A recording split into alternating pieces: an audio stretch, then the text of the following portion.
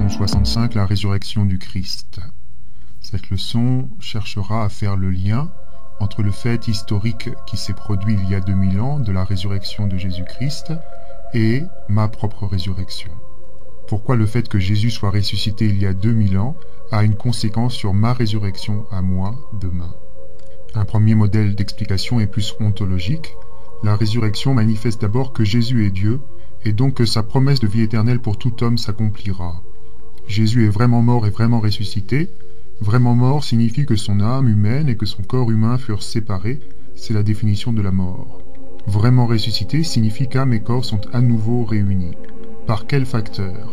Cela n'est possible que parce que durant cette séparation, la personne divine du Verbe continue d'assumer séparément l'âme qui est descendue aux enfers et le corps qui ne se décompose pas. Tu ne laisseras pas ton sein voir la corruption, disait le psaume. Et dès lors, cette personne divine, ce facteur commun qui reste en lien avec l'âme et le corps, est donc capable de les réunir à nouveau le troisième jour, à la résurrection.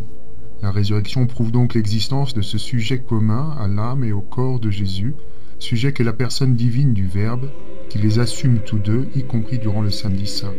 Donc la résurrection n'est possible que parce qu'effectivement cette âme et ce corps étaient assumés par le Verbe de Dieu, autrement dit parce que Jésus était vraiment Dieu comme il l'a dit, Dieu fait homme. Mais alors si Jésus est vraiment Dieu, ses paroles sont vraies, et également la promesse de vie éternelle qu'il nous a faite. Ainsi je trouve dans cet événement passé, la résurrection de Jésus-Christ, la certitude de ma résurrection future. Voilà le lien rationnel entre la résurrection de Jésus il y a 2000 ans et la mienne aujourd'hui. Sur un plan moins ontologique et plus existentiel, la résurrection du Christ traduit une victoire sur le péché. La conséquence concrète du péché dans notre vie est que nous nous éloignons de Dieu. La mort en était la conséquence ultime éloignement dans les enfers. Dès lors, le Christ, en vivant la mort, vient habiter l'éloignement total de Dieu qu'elle portait par le péché.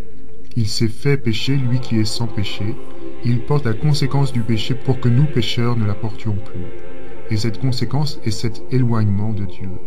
Il vient parcourir la distance au Père que l'homme pécheur a parcouru par son péché et remplit cet éloignement de sa présence jusqu'aux enfers même. Il est pour le pécheur éloigné et perdu le chemin de retour vers le Père.